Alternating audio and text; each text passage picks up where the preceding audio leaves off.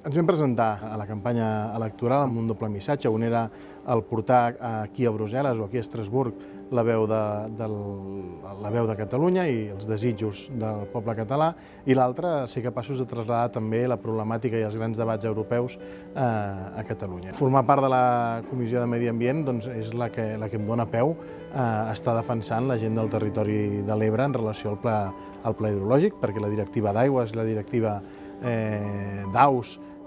totes aquestes directives han passat i han estat legislades en primer terme per la Comissió de Medi Ambient, i per tant és el punt per on pivota tota la política d'aigües,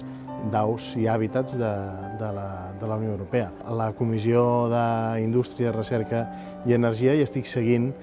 tots els temes d'economia circular. Crec que és l'economia del segle XXI, és aquella economia que la seva producció, la seva activitat industrial està pensada perquè les coses que fabriquem tinguin tot un recorregut on no haguem de tirar res a les escombraries, sinó que tot després pugui desfer-se i tornar-se a utilitzar. I la Unió Europea, si no existís, l'hauríem d'inventar. La societat ha de comprendre que no és una cosa d'èlits, no és una cosa dels polítics, no és una cosa d'allò que està tan lluny de Brussel·les, sinó que ens afecta a tots, perquè aquest projecte era per superar la lògica dels estats que sempre acaben enfrontant-se uns amb els altres.